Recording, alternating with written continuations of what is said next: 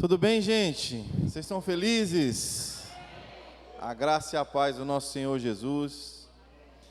Meu amigo técnico de som, coloque um pouquinho de retorno aqui para o seu querido amigo. Pessoal, a mensagem que eu quero trazer hoje para vocês é uma mensagem que tem me desafiado a crescer. Uma mensagem que tem me desafiado a evoluir. E Deus, irmãos, Ele nos ama como nós somos. Eu acabei de cantar, Deus me ama como eu sou. Quando Deus olha para nós, pode ter a certeza que Deus te ama do jeito que você é. Mas o maior prazer que você pode dar para um pai é quando você cresce, quando você evolui. Você está comigo aqui? Então quero falar um pouquinho sobre isso nessa noite. Abra sua Bíblia em Lucas capítulo 15. Esse é um capítulo da palavra de Deus que eu gosto demais. E aqui Jesus está contando 3 parábolas. E ao meu ver, essas parábolas, elas são como 3 degraus na nossa jornada. Lucas capítulo 15. Antes de você ler, deixa eu te falar o que está acontecendo aqui. Qual é o cenário aqui? Irmãos, tem um povo ouvindo a Jesus que são os mestres da lei e os fariseus. Quem são esses mestres da lei e os fariseus? São os judeus estudiosos da palavra de Deus. E a promessa que veio sobre Abraão, Isaque e Jacó era desse povo. Então, eles eram um povo que estavam esperando a vinda do Messias. E qual é a promessa para eles? É que esse Messias viria reinar sobre a terra, e que quando esse Messias reinasse sobre a terra, ele ia tomar o trono de Jerusalém, e ele ia assumir o governo, e Israel então passa a ser a maior nação do mundo, e Israel começa a governar o mundo junto com o Messias. Esse é um público que está ouvindo Jesus. E esses judeus, eles olham para o outro público, que são publicanos e pecadores. Quantos aqui já leram na Bíblia uma palavra chamada gentios? O que é um gentio? É um não judeu. O gentio é um que não está dentro da promessa. Porque ele não é judeu, ele não é descendente de Abraão, de Isaque e de Jacó. Ele é um gentio. Então, na mente dos fariseus, esse povo não podia ser alcançado por Deus. Na verdade, esse povo não era digno de ser alcançado por Deus. Por quê? Você lembra que quantos anos esse povo ficou escravizado, o povo de Israel ficou escravizado no Egito? 400 anos. Depois você lembra quantos anos esse povo peregrinou no deserto? 40 anos. E depois você vai ver que mais 20 ou 30 anos, esse povo está na terra prometida, a terra de Canaã, lutando, matando e sendo mortos por quem, gente? Pelos gentios. Povos, línguas e outras nações. Então, quando Jesus começa a trazer uma mensagem dizendo: Israel, Deus te ama, viu? Eles só aplaudiam Jesus, isso mesmo, promessa é para nós. Mas quando Jesus começou a apontar para os gentios, para os outros povos, para os pecadores, de dizer: meu Pai também ama essas pessoas. Essas pessoas também fazem parte da promessa. Irmãos, teve um conflito gigantesco. Você sabe por que os judeus, eles rejeitavam Jesus como Messias? Uma das coisas foi isso, porque Jesus se assentava com os pecadores. Ele comia com aqueles que estavam pecando, aqueles caras que não estavam nem aí para a lei de Deus. Jesus estava lá. E quando ele foi questionado: se você é o Messias, por que você se mistura com os gentios? Por que você se mistura com esses que não são israelitas? Por que você se mistura com esse povo? E ele diz: meu pai enviou um médico, e o médico está à procura dos doentes.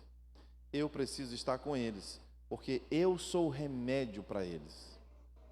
Quem está entendendo, irmãos?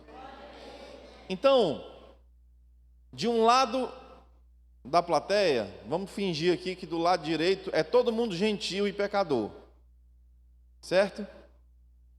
E desse outro lado aqui da plateia é todo mundo fariseu, israelita, filho da promessa. Na verdade, todo mundo aqui é filho de Deus, amém? Mas eles não se misturavam, então eles ficavam exatamente assim, ó. Por aqui os pecadores, ouvindo Jesus de longe, e por aqui os israelitas, os filhos da promessa, ouvindo Jesus mais de perto e questionando Jesus. Irmãos, quando eu comecei a estudar teologia, eu descobri uma coisa tão interessante. Às vezes a gente bate muito pesado, né, no povo de Israel. O povo de Israel não reconheceu Jesus, que era o Messias. Irmãos, você sabe quantas pessoas se levantaram antes de Jesus dizendo que era o Messias? 32 pessoas. 32 pessoas antes de Jesus se levantavam e diziam: eu sou o Messias, eu sou o Messias, e não era, eu sou o Messias e não era. Então, esses fariseus, eles estavam, na verdade, protegendo a nação de Israel de um falso profeta. O que eles queriam era examinar Jesus, era saber se aquele cara não era mais um mentiroso, se ele não era mais um falastrão, mais um falso profeta, porque já tinham vindo muitos outros. Quem está comigo aqui? Então, irmãos, vamos começar a primeira parábola. Jesus, ele é um mestre que ele consegue entrar na vida cotidiana daquelas pessoas. E ele conseguiu trazer uma parábola que os gentios, pecadores, e os israelitas e os fariseus, mais fiéis à lei, os dois públicos conseguiam entender. E ele começa a contar uma história. Todos os publicanos e pecadores estavam reunidos para ouvir a Jesus, mas os fariseus e os mestres da lei criticavam: este homem recebe pecadores com ele. Então Jesus lhe contou uma parábola. Qual de vocês, possuindo 100 ovelhas e perdendo uma, não deixa as 99 ovelhas no campo e vai atrás daquela ovelha que se perdeu até encontrá-la? E quando encontra, coloca alegremente em seus ombros, volta para casa e ao chegar em casa reúne seus amigos e vizinhos e diz: vamos lá, alegrem-se comigo, pois encontrei a minha ovelha perdida. Eu lhes digo que da mesma forma haverá mais alegria no céu por um pecador que se arrepende do que por 99 justos que não precisam de arrependimento. O que Jesus estava dizendo? Eu sou um pastor que estou deixando vocês aqui, ó, povo de Israel, vocês são as 99. E eu sou um pastor que estou indo atrás dos gentios, eles também são importantes, eles se perderam, e agora eu vou entregar a minha vida para que eles também recebam um Deus que você tem.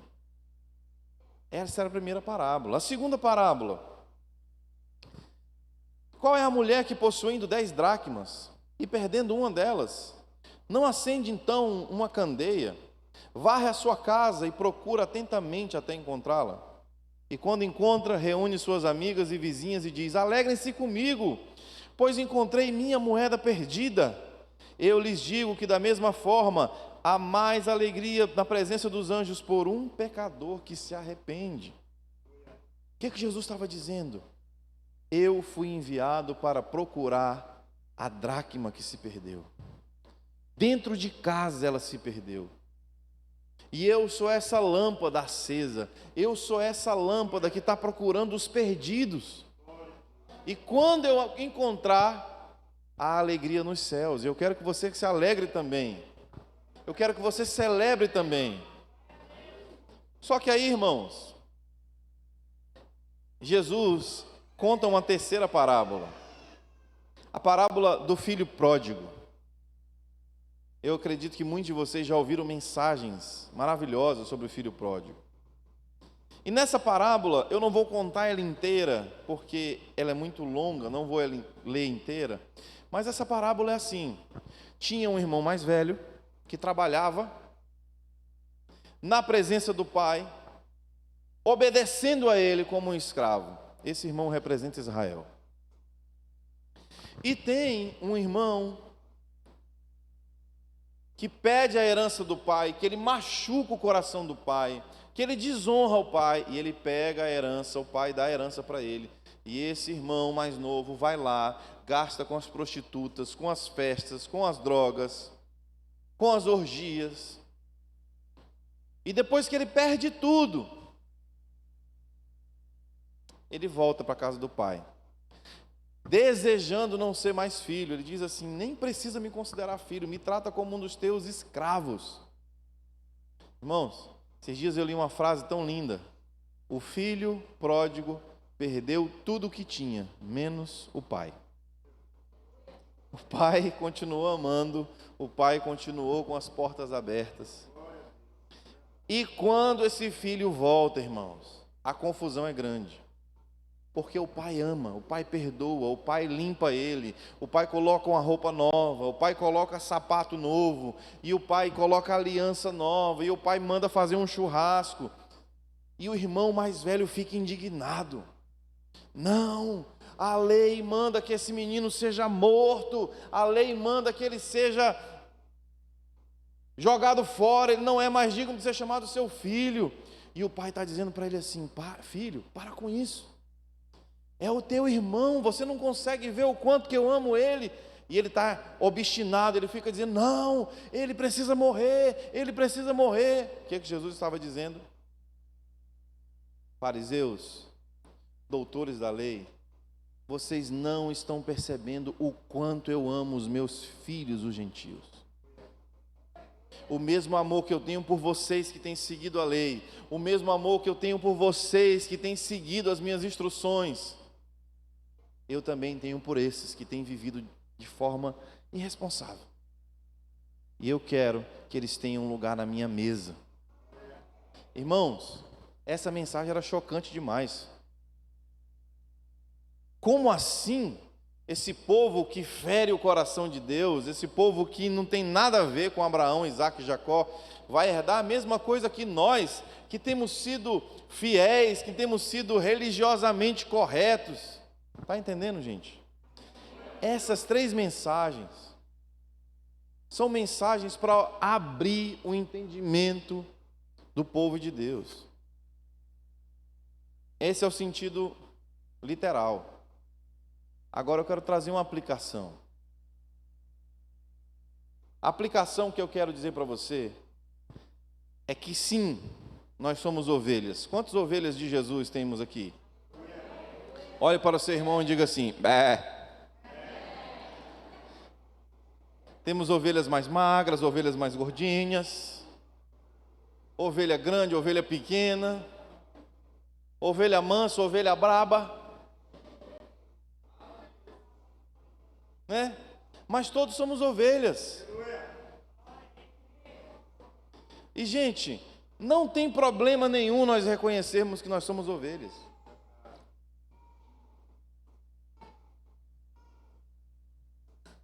Mas a ovelha, irmãos, é um único animal.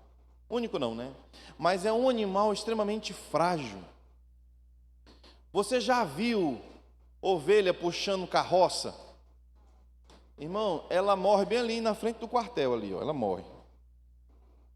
Porque ela não é um animal de força. Você sabe por que Jesus está contando a parábola de uma ovelha que se perdeu? Porque a ovelha é meio abestada, gente. Ela é meio assim, bé, bé, bé. Se não tiver direto ela vendo aquele cajado da autoridade, ela se perde. Outra coisa, se a ovelha não estiver junto com as outras ovelhas, se você joga ela sozinha, ela fica bé, bé. Ela precisa estar junta, ela precisa estar ali no aprisco, sendo cuidada. Irmãos, é tão maravilhoso quando nós conhecemos a Jesus E quando nós somos essa ovelhinha, irmão, que foi esquecida, abandonada, que estava lá perdida, e de repente Jesus chega com o amor dele, pega o óleo, e óleo chique, né, gente? Já tem até um dosador de óleo. E ele vai lá e cura suas feridas, perdoa seus pecados, e diz assim para você: você não vai viver mais sozinho, não. Coloca você nos ombros, leva você para o aprisco, te coloca numa família que é a igreja. E ali Jesus começa a cuidar de você. Discipulado, mensagens aos domingos, pessoas cuidando de você numa célula, amigos, pessoas que te ensinam a palavra. Se você está meio cansado, você grita de longe: ora por mim. Aí vai lá um pastor, cuida de você.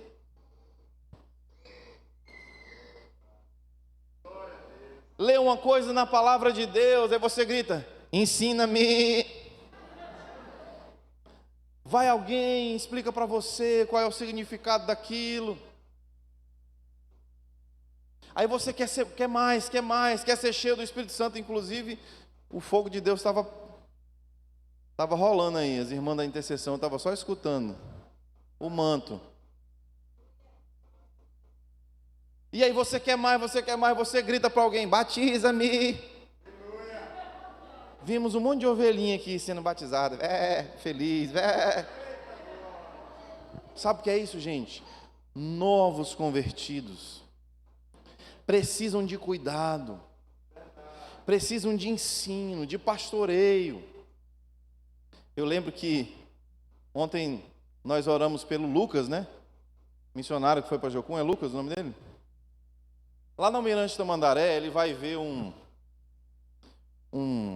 aprisco que eu ajudei a construir lá. Já está pronto, mas eu tive lá, ajudando. E um dia eu estava lá e um ovelho, eu é carneiro, uma ovelha macho. Gente, eu fiz a besteira de amarrar o meu cadastro assim, e minha poupança ficou para trás. E aquela ovelha macho, que eu acho que é cabrito, não sei como é que é o nome, ele deu um bem... E alguém falou lá de cima: pega o cajado! E ele veio, ó, para me dar aquela cabeçada, né?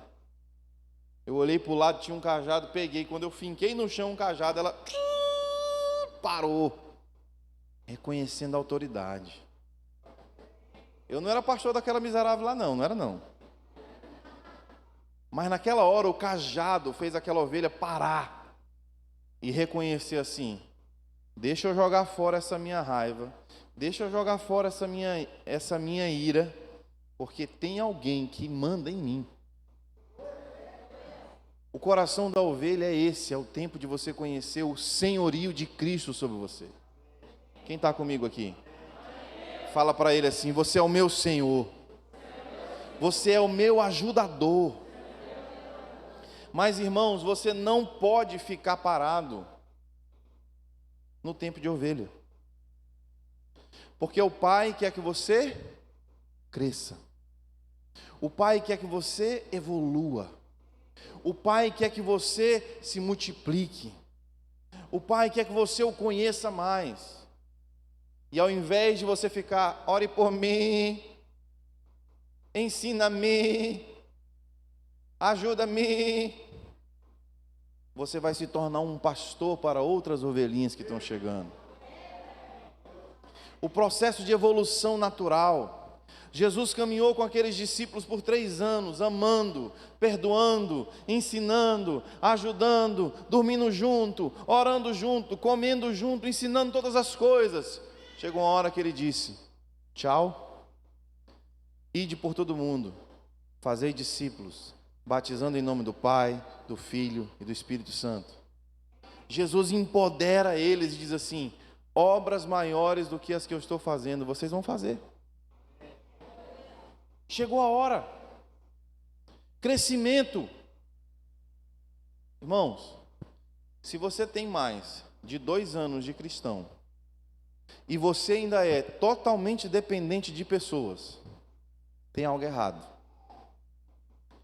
Se você é alguém totalmente dependente da oração de alguém para tomar uma decisão, se você ainda é totalmente dependente de alguém para te ensinar algo sobre a palavra, tem algo errado.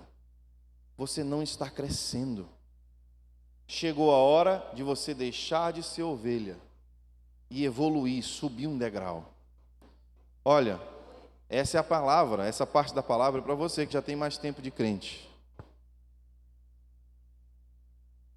Chegou a hora de você identificar a ovelhinha, a 100ª ovelha que acabou de entrar pelas portas da igreja. E quando seu pastor perguntar, quem pode cuidar? Você vai dizer, eu. Quem pode ensinar? Eu. Porque você já conhece a Jesus. Irmãos, nós sempre vamos precisar uns dos outros. Hoje eu estou aqui pregando, você está recebendo. Amanhã eu estou sentado, você sobe e prega e eu estou recebendo. O corpo de Cristo é assim, ninguém detém tudo. Nós ensinamos uns aos outros, cantamos uns aos outros, abençoamos uns aos outros, mas tem pessoas que se recusam a crescer. Por que é que eu vou ficar gastando tanto tempo, né, pastor Lucas, lendo a Bíblia, pedindo para que Deus me mostre algo, se eu posso abrir lá no YouTube e escutar o Luciano Subirá, de graça? Se eu posso escutar o Theo Hayashi, se eu posso escutar, quem mais? O Cláudio Duarte, se eu posso ir lá no canal do Jesus Cop, tem tantas mensagens boas, por que que eu vou investir tempo? Sabe por quê? Porque você já está pronto de deixar de ser ovelha, você é filho.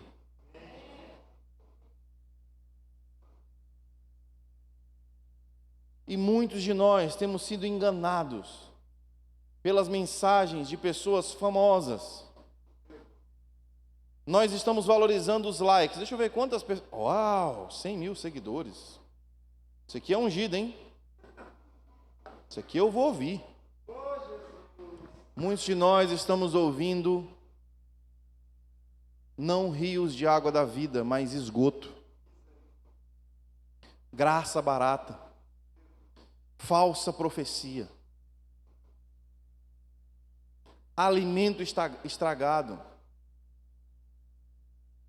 Esses dias eu cheguei em casa, meu filho de 2 anos estava fazendo um bolo de chocolate. Você imagina como estava a cozinha. Mas ele estava lá junto com a minha esposa, todo sujo, de trigo. Papai, eu faço o bolo de chocolate.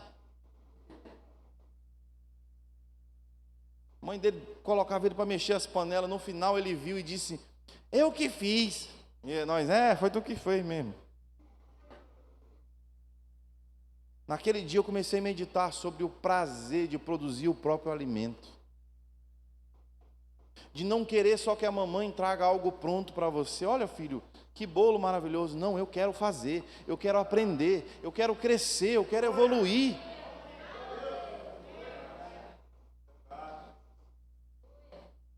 Irmãos, deixa eu falar uma coisa para você.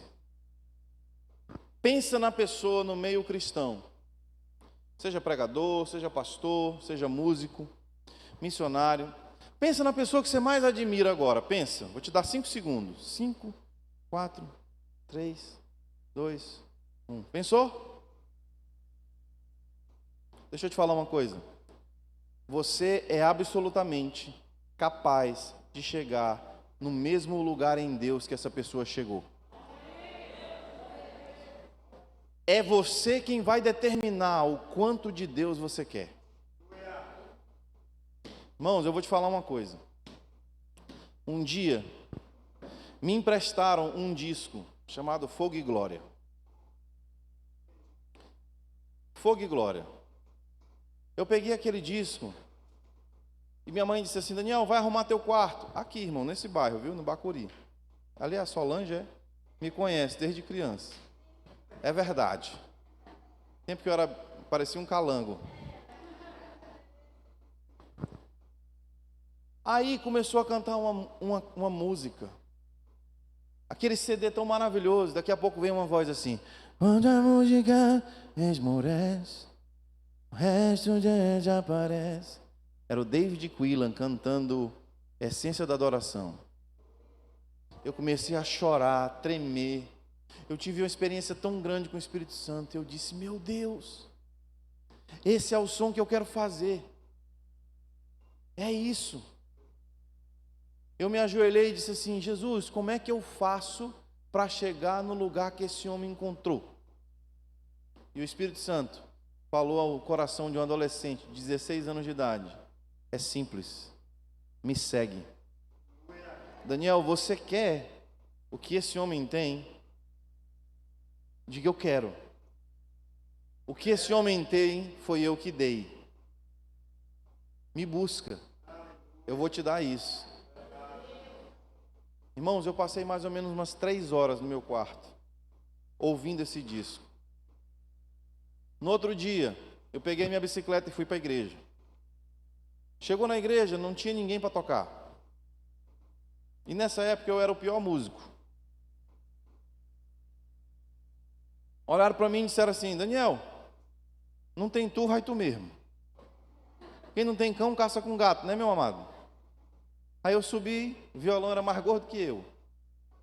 Pluguei o violão, cantei a primeira música. Na segunda música eu comecei. Quando a música esmorece, o resto desaparece. Irmãos, eu fechei os olhos. Era 9h20 da manhã. Eu abri os olhos. Era 1h30 da tarde. E as pessoas estavam prostradas no chão. E Deus fez algo tão maravilhoso entre a liderança da igreja. O meu braço estava doendo, eu falava assim, preciso parar. E o pastor falava, continua, meu amado, continua. Irmãos, eu me sentava, eu me levantava, eu me alongava. Nós saímos de lá às 3 horas da tarde. Aconteceu algo maravilhoso. Você pergunte aos membros mais antigos da comunidade evangélica Shalom, perto da rodoviária. Talvez eles se lembrem desse dia. Eu peguei minha bicicleta e cheguei em casa por volta de 4 horas da tarde. Minha mãe me perguntou, Daniel, o que foi que aconteceu? Eu disse para ela assim, o que aconteceu é que eu acho que Deus me deu o que o David Quillan tem. Ele falou para mim ontem. Irmãos, você tem fome? Você pode ter um referencial, mas um referencial é uma referência para você chegar ao lugar que Deus quer que você chegue. Não é para você ficar se comparando, dizendo, nunca serei igual. É não, irmãos. Não é isso. Eu não estou contando essa história para me exaltar, mas eu estou contando a história para uma igreja no bairro onde eu cresci. Eu preciso dizer para você, evolua. Cresça. Se permita crescer. Qual é a segunda fase, irmãos? A dracma. Olhe para alguém e diga assim, chegou a hora de deixar de ser ovelha e descobrir coisas mais fortes. Qual é a história da dracma, gente? Essa mulher, ela tinha provavelmente 10 dracmas. O que era a dracma? Era uma moeda que valia pelo menos um dia de trabalho. A dracma, tem várias histórias que por trás desse negócio da dracma, mas uma delas é que provavelmente era a segurança daquela mulher. O marido deu a ela algumas dracmas porque ou amava ela mais do que as outras esposas, ou o marido tinha saído de viagem e tinha deixado aquelas dracmas com ela. Era alguma coisa assim. Mas o fato, irmãos, é que a dracma é uma moeda valiosa. O que Jesus estava dizendo é assim, se você perdeu dentro da sua casa uma nota de R$100, você vai simplesmente dizer assim, só 100 conto. Irmão, se eu perdi R$100 em casa, eu vou procurar. Eu vou procurar até achar. E se eu sei que caiu ali na sala, eu vou procurar, eu vou achar, eu vou botar meus meninos para procurar junto. E quando eu achar, eu vou dizer assim, um rodízio de sushi. Irmão, é valioso. Só não é mais valioso do que a panelada que eu vou comer depois do culto. Irmão, mas um rodízio de sushi lá em São Paulo é bom demais. E é sem conto. Se alguém falasse para mim, Daniel, tem um vale sushi aqui na tua sala escondido, que eu escondi, eu ia procurar. Irmãos, chega uma hora na nossa vida que nós viramos moedas. O que é uma moeda? É uma coisa que você usa para comprar outra coisa. Quantos aqui querem ser usados nas mãos de Deus? A próxima fase, irmão, é quando a gente começa a servir na igreja. A gente vai lá para frente, bota uma camisa da conferência, e dá um sorriso, e balança uma plaquinha. Ou quando o teu pastor te chama para convidar alguém para vir para a igreja, e você vai lá e convida, e a pessoa vem e recebeu Jesus, você se começa a sentir uma dracma valiosa. Estou sendo usado por Deus. Me lembro do dia que o pastor Raimundo Nonato ligou para mim e disse, meu filho, vamos lá na Serec? Bora, peguei meu violão, fomos de cela em cela, orando, adorando. Voltei com meu coração radiante. Quantos presos entregaram as vidas para Jesus ali na Serec naquele dia? E eu voltei para casa saltitante, dizendo, sou uma moeda valiosa nas mãos de Jesus, Ele pode me usar. Só que, irmãos, nós podemos cair num grande erro, de achar que a nossa vida com Deus, a nossa jornada com Deus é só trabalhar para Deus. Irmãos, Deus te chamou sim para trabalhar para Ele. Deus te chamou sim para dar frutos. Deus te chamou sim para fazer coisas maravilhosas. Mas esse ainda não é o final. Conheço muitas pessoas que até reduzem o seu nível de santidade. Para que orar tanto? Para que buscar tanto, né? Para que ser tão íntegro e santo? Afinal de contas, eu já estou trabalhando para Deus. Irmãos, quantas vezes eu já viajei, já preguei para multidões no automático. Voltei para casa dizendo, Jesus, parece que foi só um trabalho. Eu não quero esse sentimento. Isso não é a minha profissão, isso não é a forma que eu ganho a minha vida. O recurso pode até vir de uma oferta, de uma viagem, mas esse é o meu chamado. Me lembra disso de novo, Senhor. Então, irmãos, você passa a ser usado por Deus, você passa a servir em algo na igreja local, você passa a subir no palco, tocar um instrumento. Nunca diga, meu chamado é tocar uma bateria. Isso não existe, irmãos. Está nem na Bíblia isso. O que existe são profetas, evangelistas, pastores, mestres, apóstolos. Esses são os dons que repousam sobre nós, amém? E um desses dons está sobre você. Diga assim, Espírito Santo, um desses dons está sobre mim. Me mostra qual é. Amém? Você está comigo aqui? Então, irmãos, às vezes nós trocamos a fase de ovelha, aquela fase que a gente depende de todo mundo, e a gente começa a servir, a cuidar, a ensinar, a amar, a visitar. E você faz uma viagem missionária, e compõe uma música, e escreve alguma coisa, e fala de alguém, de Jesus para alguém no seu trabalho, e você vai, e daqui a pouco você pensa que a vida cristã é: primeiro eu sou cuidado por alguém, depois eu cuido de alguém, e depois eu fico trabalhando para Jesus, e é isso. Irmãos, não é só isso. Eu novo convertido, 16 anos de idade mais ou menos, frequentei muitos anos uma igreja aqui, bem tradicional,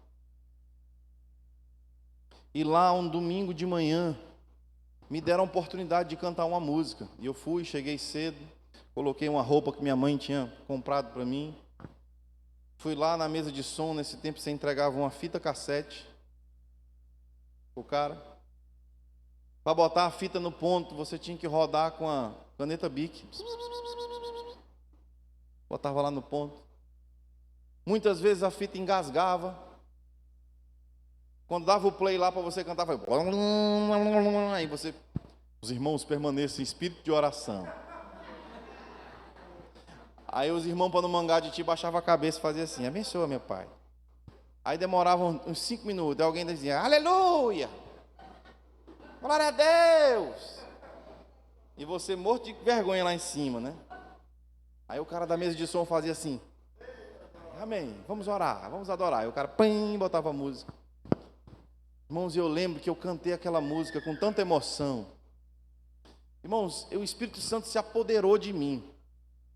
E eu comecei a cantar. Daqui a pouco chorei. Meu Deus, e quanta emoção. E a música terminou e eu, amém.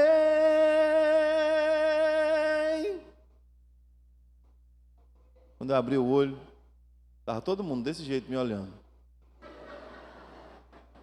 Parecia um curral cheio de vaca braba. Aí eu todo me tremendo assim, chorando. Agradeço os irmãos pela oportunidade. Desci. Aí veio um diácono, bateu no meu rosto e disse: ô, corra linda. Veio um jovem cheio de espinha na cara. Podia estar em outro lugar uma hora dessa, mas está aqui louvando a Jesus. Ô, coisa maravilhosa. Aí eu disse: irmão, você que está mais tempo aqui na igreja, o que é isso que eu estou sentindo, irmão? É um fogo assim, ai meu Deus, uma coisa tão maravilhosa. Ele disse: meu chofe, isso é o primeiro amor. O primeiro amor é? Eu falei: rapaz, quando eu estiver lá para o 5º amor, 6º amor, 10º amor, eu vou estar voando, porque eu estou sentindo uma coisa tão maravilhosa. Aí ele, não é isso que eu estou falando não, meu amado.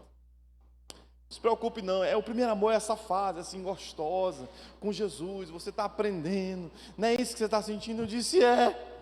Aí ele disse: mas não se preocupe não, daqui a pouco você vai estar igual a gente. Aí apontou para a igreja. Todo mundo assim. Aí eu voltei para casa, na minha bicicletinha. Irmão, pensa numa bicicleta ungida. Meu lugar de oração era a minha bicicleta. De vez em quando ela caiu o cabelo. Alguém está aqui da geração do caiu o cabelo da bicicleta? Você sabe o que é isso? Ela dá aquela xingada, você quase cai. E eu voltando para casa, e dizendo: Jesus, então é assim? Eu me apaixono por ti, eu viro uma ovelhinha, depois que eu viro uma ovelhinha, eu passo parte de alguma coisa te servindo na casa de Deus.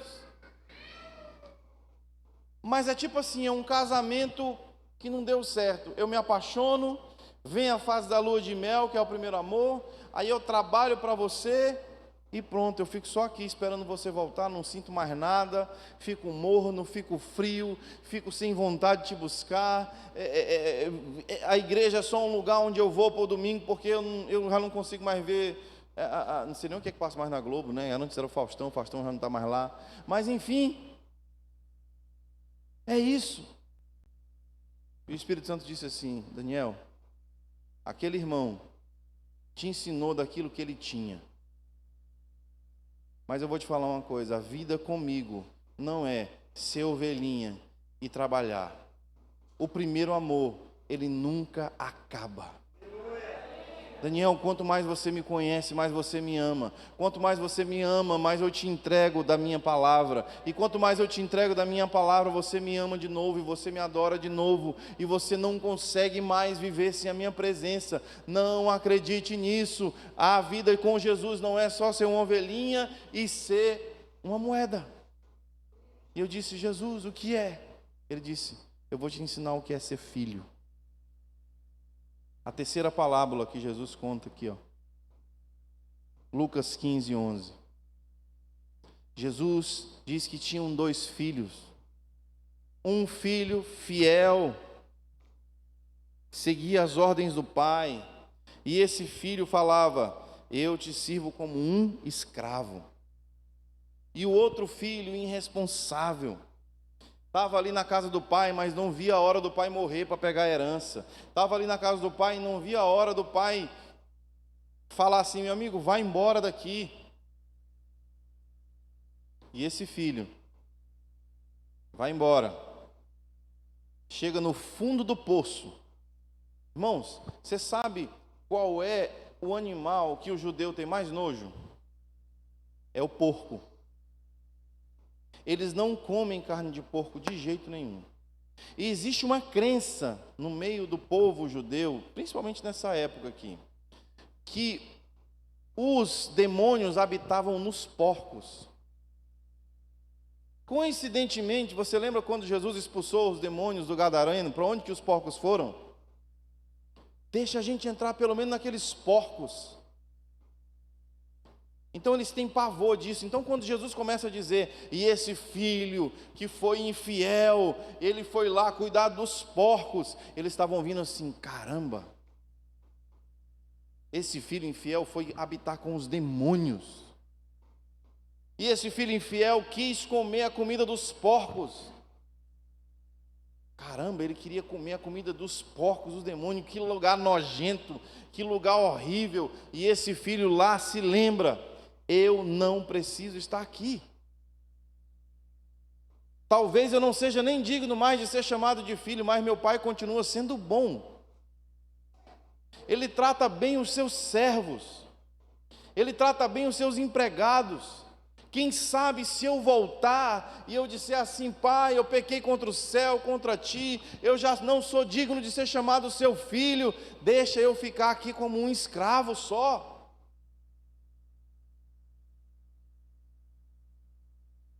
Para surpresa daquele cara, o pai estava esperando por ele. Corre, abraça, beija, mesmo ele sujo, fedido a porco. A graça de Deus vem sobre ele. E aquele filho, pecador, usufrui de novo da bênção do pai. E o filho religioso, toma cuidado, tá? O filho religioso não consegue entender o coração do pai. Irmão, eu te convido a ler essa parábola depois em casa. Você troca o nome dela, tira a parábola do filho pródigo e você coloca assim: a parábola do coração do pai amoroso. Não leia a parábola do filho pródigo, leia a parábola do pai. E você vai perceber que a coisa que estava acontecendo ali é que o filho pecador, por mais pecador que fosse, ele entendeu: meu pai tem um coração bom. E o filho religioso, que estava ali servindo a Deus, né? Servindo ao seu pai como um escravo, ele não conheceu o coração do pai. Ele não entendeu. Quando o filho pecador está lá na festa, o mais velho, né? O primogênito, que tinha todos os direitos, ele diz: eu não vou entrar nessa festa sua aí não, pai. Deus, eu não concordo com isso que você está fazendo. Quando nós nos tornamos religiosos, nós não entendemos o que Deus está fazendo, nós perdemos o movimento, nós perdemos o feeling e nós começamos a entrar em desacordo. Deus está indo para a esquerda, você está indo para a direita. Deus está indo para frente, você quer ir para trás. Deus está indo para cima e você quer ir para baixo. Deus está dizendo para você: parabéns, você já foi uma boa ovelha. Parabéns, você tem sido grandemente usado por mim. Agora, reconheça que você é filho e desfrute das minhas bênçãos como filho. Olha o que esse filho está dizendo aqui, ó. Versículo 28 de Lucas 15. O filho mais velho se encheu de ira e não quis entrar. Seu pai insistiu com ele, mas ele respondeu: pai, olha, todos esses anos tenho trabalhado como um escravo a teu serviço, nunca desobedeci nenhuma das tuas ordens. Esse era o coração dos fariseus religiosos. Mas tu nunca me deste nenhum cabrito para festejar com os meus amigos. Mas quando volta esse pecador, teu filho, que esbanjou os teus bens com as prostitutas, matas então um novilho gordo para ele. Disse o pai: meu filho, você está comigo sempre, e tudo o que tenho é seu. Irmãos, o cara sabia que era filho, sim ou não? Por que ele foi acusar o pai e dizer: você nunca me deu um cabrito? O pai falou assim: você que está sendo burro. Você está comigo e não desfruta da minha presença. Tudo que eu tenho é teu e você não desfruta das bênçãos de ser um filho. E a resposta, ele mesmo disse: tenho te servido como um escravo. Nessa noite, Deus quer arrancar de você toda a mentalidade de escravo. Você não é aquele que tem que ficar o tempo inteiro se humilhando. Por favor, Deus, me dê alguma coisa. Por favor, Deus, me responda. Por favor, Deus, me perdoe. Por favor, Deus, isso. Não, irmãos. Assume uma postura de filho. Irmãos, a gente saiu de casa agora.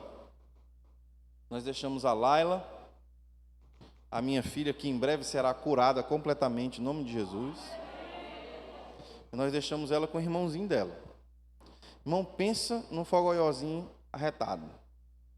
Vai fazer 3 anos. Nós saímos de lá e falamos aqui: Éden, nós vamos viajar. Você quer um presente quando a gente voltar? Aí ele comemora: sim! Laila, você quer? E ela balança a cabeça. Porque ela ainda não fala, mas em breve falará. Está aqui, filho, ó. Está aqui a lista das recompensas. Toda vez que você obedecer a tia Carol, estrelinha verde. Toda vez que você desobedecer a tia Carol, que está cuidando deles, perde a estrelinha verde. Se você chegar com várias estrelinhas verdes até aqui, que é o dia que o papai e a mamãe voltam, você recebe uma recompensa. Tudo bem? Irmãos, a gente está recebendo um relato histórico. Esse menino nunca obedeceu tanto. Mas já vacilou um bocado de vezes. Mas você sabe o que vai acontecer, irmão? Ele está até aqui sendo fiel, de olho na recompensa. Mas quando eu chegar, irmão, ele não vai lembrar das vezes que ele falhou, nem das vezes que ele obedeceu. Ele não vai lembrar nem do presente. Conhecendo ele e minha filha, eles vão gritar: papai, mamãe, Shaddad.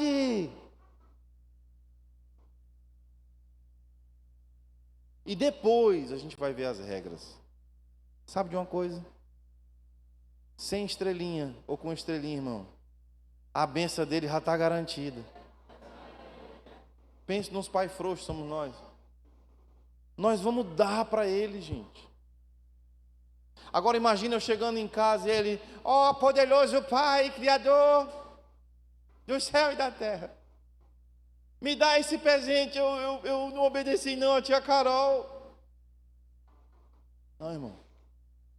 Ele só vai pular em cima de mim. E ele vai me humilhar, dizendo assim: papai, o cavalo. Eu vou ter que ir lá, irmão. Hoje eu estou pregando, né? Pregador internacionalmente desconhecido. Quando eu chego em casa, a primeira coisa que eu viro é um cavalo, para ele subir em cima e a gente brincar. Sabe o que é isso, irmão? Mentalidade de filho. O filho entende: meu pai é meu e eu sou dele.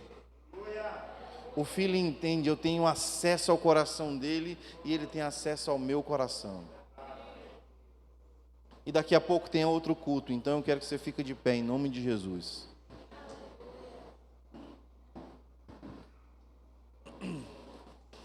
Olhe para quem está do seu lado e diga assim: foi muito bom ser ovelha.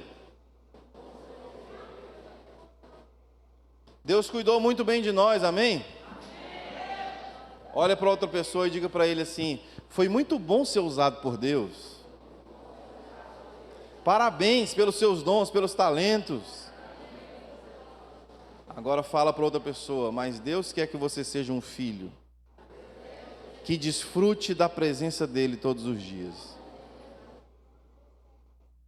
Irmãos, eu quero fazer uma oração agora. E essa oração é para que Deus destrave teu entendimento. No dia que você entendeu o quanto Deus ama o seu crescimento, no dia que você entendeu o quanto Deus ama o coração de um filho que está crescendo, a sua percepção vai mudar. França, você pode pegar o violão, fazer um som para a gente aqui? Antes de eu orar, deixa eu te contar uma última história. Nosso segundo ano morando em Florianópolis, a Laila fez um tratamento de fisioterapia. Esse tratamento intensivo de 4 semanas. 4 semanas, irmãos. 4 horas por dia durante 4 semanas. Na última semana, faltando 2 dias para finalizar aquela terapia, a Laila deu uma crise de choro. Porque o corpinho dela começou a doer. Eram muitos exercícios repetitivos, cansativos. Imagina, se você vai numa academia e você faz exercício, no outro dia você não volta, porque você não consegue nem levantar o braço. Está tudo doído. Imagina uma criança de 4 aninhos de idade, com paralisia cerebral. Ela me olhou assim, com o olhar tão desesperado, como quem diz assim: pai, deixa eu descansar. Aí eu fui, ela começou a chorar, eu fui, empurrei o fisioterapeuta, disse: espera aí, meu amigo, vamos tirar essas roupas. Comecei a tirar o colete dela, comecei a tirar todos os pesos. Não, nós vamos embora, eu não aguento mais isso aqui. Irmão, meu coração ficou tão pesado. A Camila, minha esposa, falava: calma, amor, calma. Eu falei: não, calma nada, vamos embora. A menina está chorando. Fui lá para fora da clínica. E ela foi se acalmando, respirando. Comecei a massagear o corpinho dela. Tomei uma decisão: eu não volto mais. Faltam só 3 dias, eu já paguei, eu não volto mais. Sabe quanto, irmão, aquele tratamento? R$12.000, 4 semanas. Quando eu voltei, o fisioterapeuta falou assim: pai, eu sei que você já quer ir embora, mas deixa eu te explicar uma coisa. Você sabia que a Laila chorou porque o abdômen dela está muito forte. Esse exercício que nós estamos fazendo pode ajudar a sua filha a se levantar, ficar sentada sozinha. E no futuro, esse exercício, se ela aprender, vai ser bom para ela poder até mesmo caminhar. Irmãos, quando ele falou a palavra se sentar, eu me empolguei. Mas quando ele falou a palavra caminhar, eu disse assim: é o que? Essa dor aqui, esse sofrimento aqui, esse investimento aqui vai gerar isso aqui. Irmãos, a possibilidade da minha filha evoluir foi tão impactante no meu coração, que eu enxuguei as lágrimas, olhei para ela e disse assim: filha, papai é frouxo, papai está chorando, mas tu é forte, tu puxou para tua mãe. Filha, vamos terminar esses 2 dias. Vamos terminar esses 2 dias. Você precisa dessa força. Ela fez com a cabecinha assim, como quem diz: tudo bem. Descansamos 30 minutos. Ela colocou a roupa de novo. Para a glória de Deus, terminamos aquele tratamento. Irmãos, 7 dias depois, a minha esposa me liga chorando e diz assim: Daniel, valeu a pena. A Laila acabou de se sentar sozinha pela primeira vez. Irmãos, todo investimento, todo o dinheiro, toda a saudade da família, todo o tempo que nós investimos ali, valeu a pena. Porque ela alcançou o objetivo. Eu quero dizer para você: Deus sente prazer quando Ele vê você aprendendo a amar, aprendendo a perdoar, quando você aprende a confiar nele e quando você desfruta de todas as coisas que Ele tem para você como filho. Chegou a hora de você crescer, amém? Levante as suas mãos, vamos orar. Espírito Santo, chegou a hora de nós crescermos. Chegou a hora de nós evoluirmos. Espírito Santo, eu quero declarar sobre a vida dos meus irmãos que foi bom o tempo, Senhor, de ser ovelhas. Foi bom o tempo onde eles foram cuidados, ensinados. Foi bom o tempo onde eles trabalharam. Mas eu quero declarar, Deus, uma mentalidade de filhos e filhas do Senhor. que eles não reduzam o relacionamento com Deus em apenas trabalhar para Deus. Que eles não reduzam o relacionamento com Deus em ser cuidado ou cuidar de outras pessoas. Porque existe mais. E é no nome de Jesus que nós oramos, é no nome de Jesus que nós te agradecemos. Coloque as suas mãos no seu coração e diga assim: eu fui salvo para ser filho, não para ser um escravo. Eu fui salvo para me parecer com meu irmão mais velho, Jesus Cristo. E eu te digo, Espírito Santo, trabalha em mim, até que o Pai veja em mim a imagem de Jesus. Amém. Amém? Que uma santa indignação possua o seu coração e que você saia hoje daquelas portas voltando para casa dizendo: eu vou crescer, eu vou evoluir, meu Pai vai ter prazer na minha vida. Amém? Deus te abençoe em nome de Jesus.